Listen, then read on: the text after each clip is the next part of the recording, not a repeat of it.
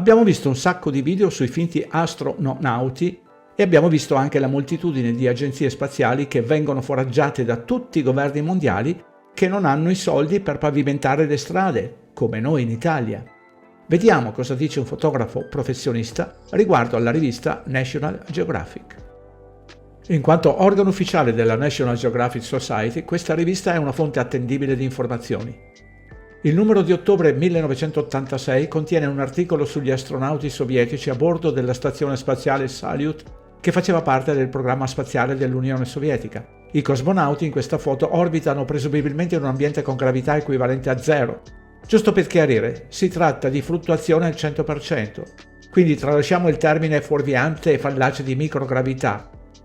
Con questo in mente esaminiamo le prove in questa foto. Fisiologia medica. Il rossore sui volti dei due uomini, e solo i due uomini che sono completamente a testa in giù.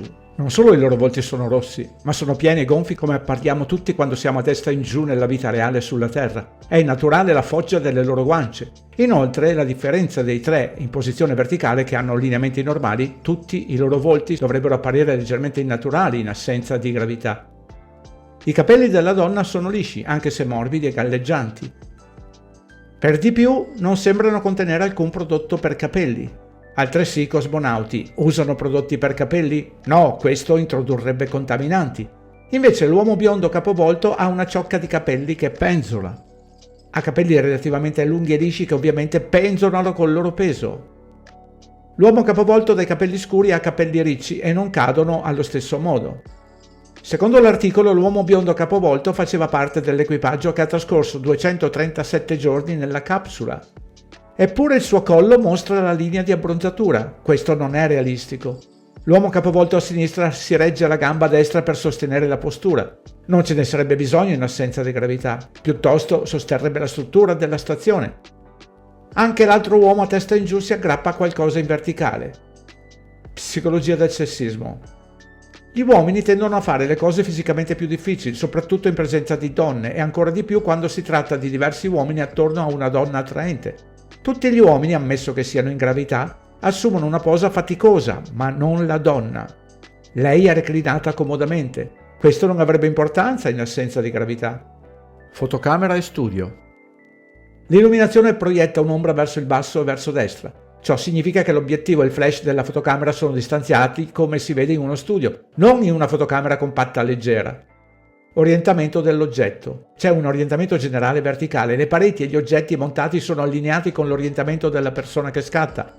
Su 360 gradi hanno scelto un allineamento perfetto con l'orientamento gravitazionale.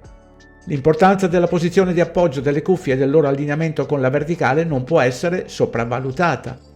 Sono bianche con un cavo bianco, sono avvolte attorno a un'asta di metallo. Il telaio delle cuffie è appoggiato al palo rotondo e i paraorecchie sono appoggiati al telaio inferiore della struttura della stazione.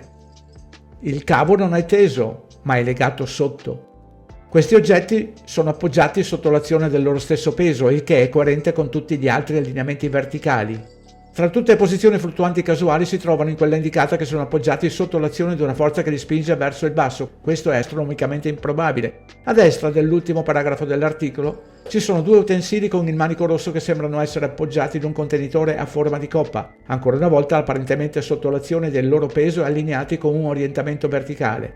Poiché i due manici non sono simmetrici nei loro allineamenti verticali, indicano che sono stati appoggiati in modo un po' lasco e non sono agganciati ad alcun supporto. Dietro la testa della donna ci sono delle confezioni di pillole, indicano una direzione verticale sul vassoio nelle loro confezioni.